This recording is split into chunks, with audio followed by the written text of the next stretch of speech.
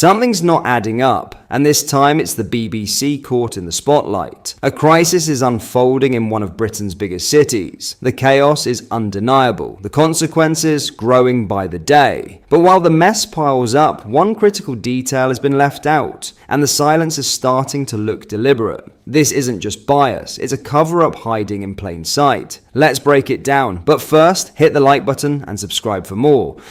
Just a quick one to say we have new Liber t-shirts available on our website. You can check the link in the description or go to BritishStand.com.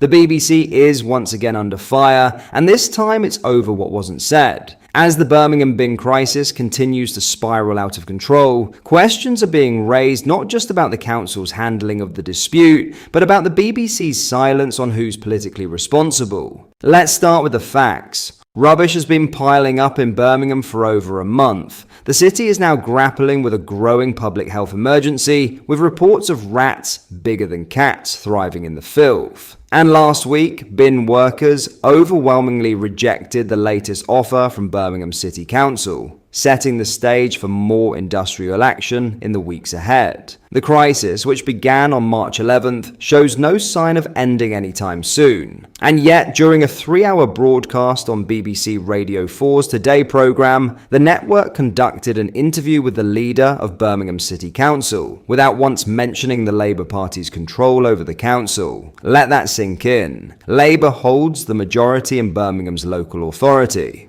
The councillor in question, John Cotton, is a Labour figure, but during the interview he was introduced only as the leader of Birmingham City Council. No party affiliation, no reference to Labour's role, no probing questions about how Labour's decisions helped create this mess. This isn't just a minor omission, it's editorial bias by omission, the kind of subtle yet powerful framing that allows Labour politicians to avoid accountability while still appearing in the public spotlight. When asked about responsibility, Cotton responded vaguely. "I was brought in by my party to address some historic problems with this council, issues around the budget, equal pay, and quality of services."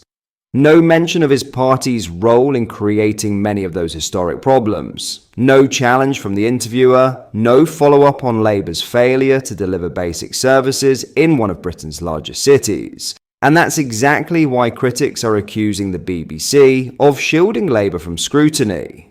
Stuart Andrew, the Shadow Culture Secretary, didn't hold back. He said this was a clear case of the BBC protecting the Labour Party from legitimate criticism.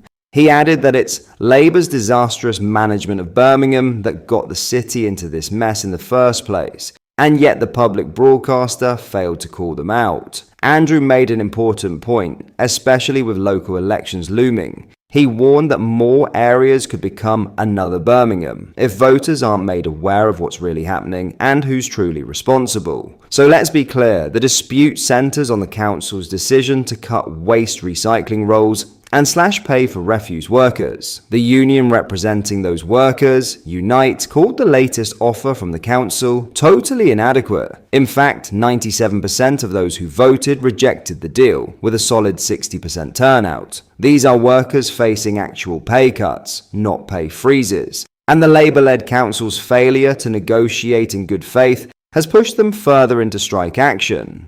Now, the crisis is so bad that Deputy Prime Minister Angela Rayner has called in the British Army to provide logistical support. That's how bad it's gotten. And yet, during a major broadcast on a taxpayer-funded news programme, the BBC chose not to mention that this chaos is unfolding under a Labour majority council. They questioned the council leader, yes, but they failed to connect the dots for the public. In response to the criticism, the BBC said the programme had offered a robust interview and had covered all sides. But many aren't buying it, because if you spend 3 hours discussing a citywide bin strike and never once mention that the party in charge is Labour, that's not balanced journalism. That's narrative control. The public deserves better. They deserve the full story. And they deserve a national broadcaster that doesn't pick and choose when to hold political parties to account. More to come as this crisis and the media's role in it continues to unfold.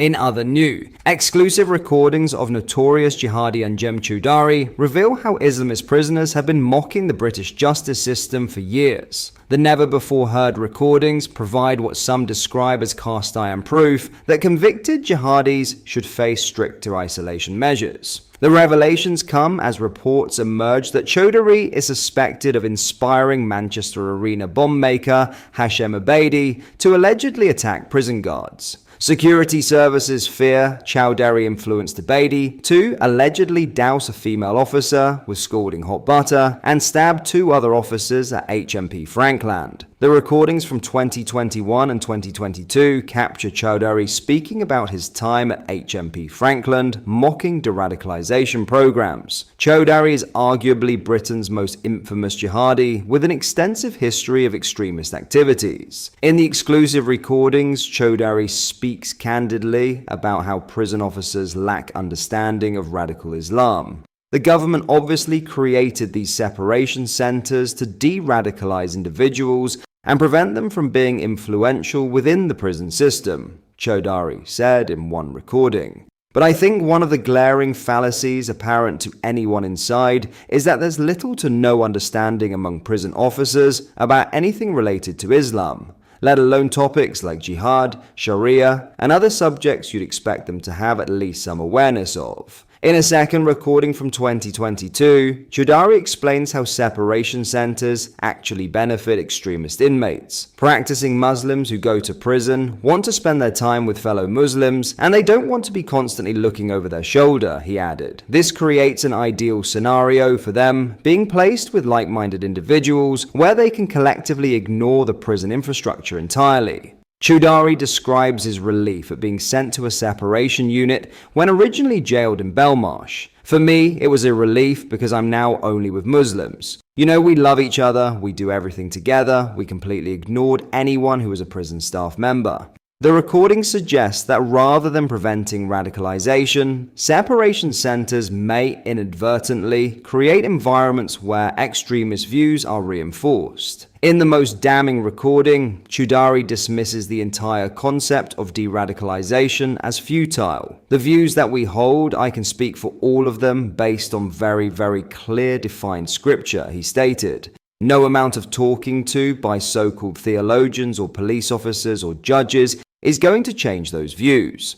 He frames the situation as a clash of civilizations that will continue. Speaking about the recording to Patrick Christie's, claimed that Islamist prisoners have been mocking the British justice system for years. He added, "I think it's time for Britain to consider building several huge facilities full of solitary confinement cells that are then used to house the ever-increasing jihadi lunatics that we have, both inside and outside of our prison system." What are your thoughts on what we discussed in today's video? Let me know down in the comment section below. If you've not yet already, make sure you do drop a like on this video and subscribe to the channel for more British content. Thank you, take care, goodbye.